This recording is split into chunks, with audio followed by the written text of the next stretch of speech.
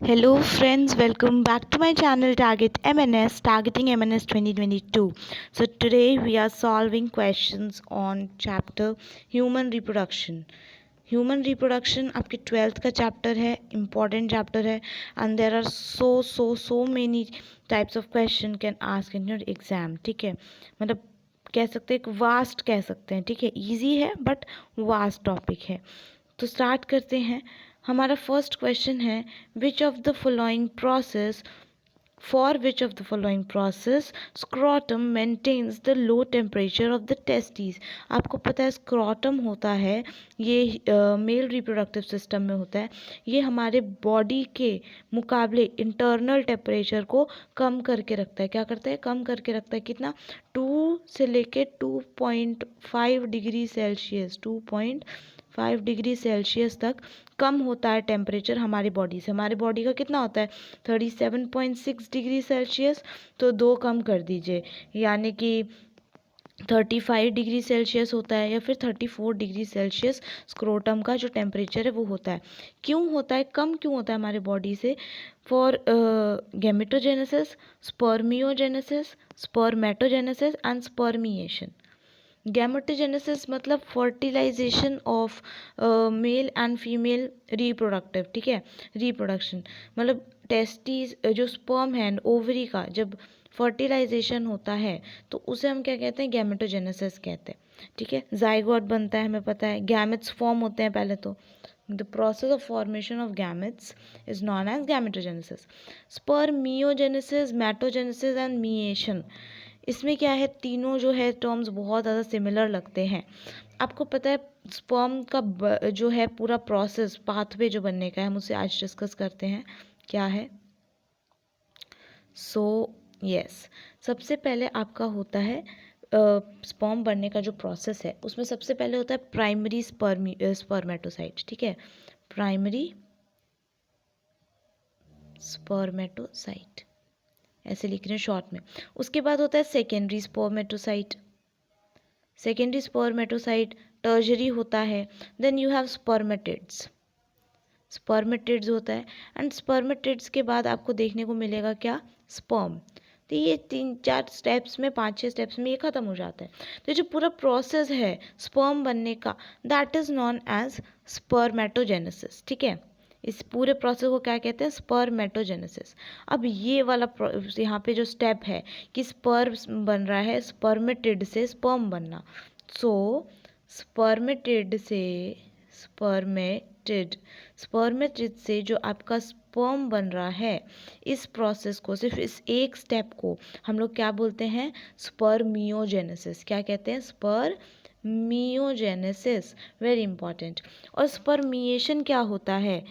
Release of किसका? Sperm का. Sperm का रिलीज हो जाना बनने के बाद वहाँ से, उसे हम बोलते हैं spermiation. Spermiation, release of sperm. ठीक है, तो ये सारे 3 प्रोसेस है. आपसे पूछा गया है कि लो टेम्परेचर क्यों होता है स्क्रोटम का? तो स्पर्मेटोजेनेसिस के लिए, यानी कि फॉर्मेशन ऑफ हमें क्या करना है? स्पर्म्स करना है.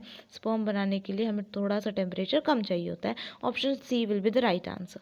Next question. For each testis has about compartments known as testicular lobules. हर एक टेस्टी, for example this is a testes, तो इसमें बहुत सारे ना ऐसे कंपार्टमेंट्स होते हैं. ठीक है, बहुत सारे ऐसे कंपार्टमेंट्स होते हैं. तो इसे हम क्या बोलते हैं? एक कंपार्टमेंट को दैट इज़ टेस्टिकुलर लोब्यूल्स बोलते हैं. तो टोटल कितने ऐसे कंपार्टमेंट्स होते हैं अप्रॉक्सीमेट दे रखा है आपके एनसीईआरटी में, वही आपको बताना है. अबाउट 200, अबाउट 350, अबाउट 250 कंपार्टमेंट्स और अबाउट 150 कंपार्टमेंट्स. तो आपके बुक में ऐसे लिखा है each testes has about 250 compartments known as testicular lobules. ठीक है, ये पूरी एज इट इज़ लाइन आपके एनसीईआरटी में आपको मिल जाएगी. Next, very most important question of this chapter. Which of the following is the correct pathway of sperm. आपको पता है जो ह्यूमन में मेल जो रिप्रोडक्टिव सिस्टम है उसमें बहुत सारे ऐसे सारी डक्ट्स है. कौन कौन से? जैसे रेटेड टेस्टीज देखेंगे, वास डेफरेंस, वास एफरेंशिया, इजैक्यूलेटरी डक्ट, एपिडिडाइमिस, ये सब है, ठीक है। तो स्पर्म जो है एकदम अंदर से जब बन गया वहाँ पे, ठीक है, स्क्रोटम में, तो वहाँ से फिर ट्रैवल करता है through different different ducts and you know urethra. तो ये जो पूरा प्रोसेस होता है, ठीक है, इसे हम क्या बोलते हैं, पाथवे ऑफ स्पर्म। तो पहले ये कहाँ गया था, फिर उसके बाद कहाँ गया, फिर लास्ट में ये कैसे बाहर आया, स्पर्म का रिलीज कैसे होता है, इस पूरे पाथवे को हमें बताना होता है। यहाँ पे राइट आंसर की डायरेक्टली बात करें तो ऑप्शन बी हो जाएगा। रेटिटेस्टिस से स्टार्ट होता है, वहाँ से vasa efferentia, epididymis, vas deferens, ejaculatory duct और फिर यूरेथ्रा, ठीक है। ऑप्शन एलिमिनेट करना हो तो आप स्टार्टिंग और एंडिंग देख लो। स्टार्टिंग आपका रेटिटेस्टिस से ही होना चाहिए और एंडिंग यूरेथ्रा। अगर ये नहीं है, यूरेथ्रा नहीं है लास्ट में, तो ऑप्शंस को वैसे ही आप रिमूव कर सकते हो। एलिमिनेशन प्रोसेस से करोगे तो this question will be easy. इसको तो एकदम याद कर लेना है। रेटिटेस्टिस, वास efferentia, epididymis, vas deferens, ejaculatory duct और urethra. Then, which of the following is the main function of male germ cell, which is also known as spermatogonia? Male germ cell को spermatogonia में बोलते हैं। इसका function क्या है? Provide nutrition to Sertoli cells for the formation of sperm, for synthesis of androgens or for other important hormone secretion. So yes guys, male germ cell जो हमने बात की थी, स्पर्मेटोगोनिया, प्राइमरी स्पर्मेटोसाइट, ये वही है। और इसका क्या काम था, हमने पूरे में क्या देखा, फॉर्मेशन ऑफ स्पर्म हो रहा था, राइट। स्पर्मेटोजेनेसिस में हमने देखा ना, यहीं से स्टार्ट होता है, क्या होता है, formation of sperm. Option B will be the right answer, ठीक है। यहाँ पे एक सर्टोली सेल्स दिया। सर्टोली सेल्स का काम होता है, जो आपका मेल जर्म सेल है उसको प्रोवाइड करना, क्या प्रोवाइड करना, न्यूट्रिशन प्रोवाइड करना, ठीक है, ताकि जो स्पर्म है उसका काउंट अच्छा हो सके एंड हेल्दी हो सके स्पर्म, ठीक है। Next, the main function of leydig cell is to synthesize and secrete. तो हमने देखा कि मेल में, जो हमने देखा कि मेल जर्म सेल हो गया एक तो, और दूसरा हमने क्या देखा, मेल जर्म सेल देखा और सर्टोली सेल्स देखा। Now main function of Leydig cells की बात करें, लेडिक सेल्स का काम क्या होता है, सिंथेसाइज करना, किसको, testosterone, oestrogen, androgen and oxytocin. तो right answer will be option C, that is androgens, ठीक है। एंड्रोजन्स जो हैं ये हेल्प करते हैं to provide better pathway to the sperm, और we can say the nutrient to the sperm. तो ये काम किसका है, एंड्रोजन का है, that is synthesise by Leydig cell. Most important question. The enlarged end of penis, called the gland penis, is covered by a loose fold of skin called, penis है तो वहाँ पे बहुत सारा स्किन प्रेजेंट होता है, ठीक है, फोल्ड्स ऑफ स्किन प्रेजेंट होता है, तो उसे क्या कहते हैं, glands, urethra, skin folds, foreskin और prostate. So the right answer is foreskin. So the enlarged end of penis, called the glans penis, is covered by a loose fold of skin called foreskin. Next, in which of the following the secretion of bulboretal glands help? bulboretal gland होता है, ठीक है, इसका काम क्या होता है, accessory glands की अगर हम बात करें तो सेमिनल वेसिकल, प्रोस्टेट और bulboretal ग्लैंड, ये तीन होते हैं, ठीक है। तो इसमें से bulboretal ग्लैंड जो होता है उसका क्या काम होता है, increases fructose richness in sperm, increases calcium and certain enzymes in sperm, in lubrication of penis and in providing capability to penis. So the right answer is option C, in the lubrication of penis bulboretal gland का पूरा function होता है। Next, which of the following part of fallopian tube is closest to the structure called fimbre? आपको पता है अगर हम बनाते हैं फीमेल का रिप्रोडक्टिव सिस्टम तो कुछ ऐसा होता है, राइट, ऐसा होता है कुछ, ठीक है। एंड यहाँ पे आपको ऐसे ऐसे फिंगर लाइक स्ट्रक्चर्स देखने को मिलते हैं। ये फिंगर लाइक स्ट्रक्चर को हम लोग क्या कहते हैं, फिम्बरे कहते हैं। फिर फेलोपियन ट्यूब होता है, ये आपका पूरा, मैं यहाँ पे येलो से मार्क कर देती हूँ, ये जो पूरा है आपका, ये क्या है, फेलोपियन ट्यूब है, ठीक है। फेलोपियन ट्यूब जो है अपने आप में 3 पार्ट्स में डिवाइडेड है। जो फिम्बरे के सबसे पास वाला है उसे हम क्या कहते हैं, इनफंडिबुलम, इनफंडिबुलम, फिर उसके बाद आता है इनफंडिबुलम के बाद एम्पुला, क्या आता है एम्पुला, और इस साइड वाला जहाँ फर्टिलाइजेशन देखने को मिलता है वो कहाँ होता है, इस्थमिस। ये भी क्वेश्चन पूछते हैं कि फेलोपियन ट्यूब में कौन से पार्ट में फर्टिलाइजेशन आपको देखने को मिलता है, तो योर आंसर विल बी इस्थमिस, इस्थमिस में देखने को मिलता है। तो आपसे यहाँ पे क्वेश्चन पूछा है कि फिम्ब्रे के सबसे पास कौन सा है, तो कौन सा है, इनफंडिबुलम देखने को मिल रहा है। तो option A will be the right answer, infundibulum is the closest part of fallopian tube to the structure called fimbre. Next question, which of the following is the innermost layer of uterus. मैंने आपको यहाँ पे uterus बना के दिखाया, कुछ ऐसा होता है यूट्रस, है ना। तो यहाँ पे ना लेयर्स होते हैं, 3 लेयर्स होते हैं। तो पहला जो आउटर मोस्ट लेयर होगा उसे हम क्या बोलते हैं, पेरीमेट्रियम। ये क्या है, आउटर मोस्ट लेयर है, आउटर मोस्ट लेयर है। बीच वाला जो होता है उसको पता है हम लोग क्या यूज़ करते हैं उसके लिए, मायो। तो मायोमेट्रियम हो जाएगा आपका बीच वाला, मिडल वन, ठीक है, मिडल वन, मिड। उसके बाद सबसे अंदर जो कि आपके इम्प्लांटेशन में जहाँ पे होता है आपका इम्प्लांटेशन या फिर मेंस्ट्रुअल साइकिल जो होता है, तो उस टाइम पे कौन सी लाइनिंग श्रेड हो जाती है, वही आपकी इनर मोस्ट लेयर होती है यूट्रस की, that is endometrium. So option C is the right answer, endometrium is the inner most layer of the uterus. Perimetrium की बात करें तो ये आउटर लेयर है, मायोमेट्रियम की बात करें तो ये आपका मिडल लेयर हो जाएगा, एक्सोमेट्रियम is nothing. Next, the uterus is single and is also known as, uterus क्या है, सिंगल है, ठीक है, एक ही यूट्रस होता है। एंड इसे क्या कहते हैं, cervical canal, birth canal, abdominal area और वूम्ब। तो यूट्रस आपके पास एक ही, आपको पता है ये ऐसे कुछ होता है, ये एक यूट्रस है। इसे हम और किस नाम से जानते हैं, तो इसे और हम कहते हैं वूम्ब, ठीक है, बोलते हैं ना बेबी है इनके वूम्ब में अभी भी, तो इनके यूट्रस में अभी भी बेबी है। यूट्रस क्या होता है, वूम्ब होता है, कॉमन वर्ड बोल सकते हैं, लोकल लैंग्वेज में वूम्ब बोलते हैं, ठीक है। सर्विकल कैनाल या बर्थ कैनाल क्या होता है, जो आपका सर्विक्स है वो सर्विक्स प्लस वेजाइना, ठीक है, ये जो पूरा पाथवे जो है प्रोवाइड होता है for the delivery of the baby, that is known as birth canal. Next, which of the following layer of uterus undergo a cyclic change during menstrual cycle। cyclic change को हम लोग क्या बोलते हैं और किस नाम से जानते हैं, menstrual cycle, menstruation, ठीक है, इसके नाम से जानते हैं। और we can say the proper is that shed of endometrium, ठीक है। तो कौन सा लेयर है यूट्रस का, तो मैंने अभी आपको बताया क्या, एंडोमेट्रियम होता है, क्योंकि वही शेड आउट होता है आपके मेंस्ट्रुअल साइकिल के टाइम पे। पेरीमेट्रियम जो है ये आउटर मोस्ट लेयर हो जाएगा, और मायोमेट्रियम की बात करें तो ये मिडल लेयर हो जाएगा। Next we have, which of the following layer of uterus exhibit strong contraction during delivery of the baby. Delivery करना हो बेबी का तो हमने देख लिया, तो एंडोमेट्रियम का रोल क्या होता है, endometrium is for the implantation, right. Outer side में पेरीमेट्रियम, इसका क्या रोल है, फॉर द प्रोटेक्शन, क्या रोल है, प्रोटेक्शन के लिए, कोई भी आउटर लेयर आपके प्रोटेक्शन के लिए होती है। एक्सोमेट्रियम इज नथिंग, ठीक है। तो यूट्रस में जो एग्जिबिट होता है स्ट्रॉन्ग कॉन्ट्रैक्शंस होता है, एक्सपेंडिचर होता है, आपको पता है कितना ज़्यादा eight the time of the delivery of the baby.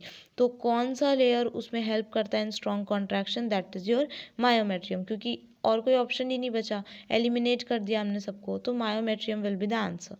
Next, the opening of the vagina is often covered partially by a membrane called, ठीक है।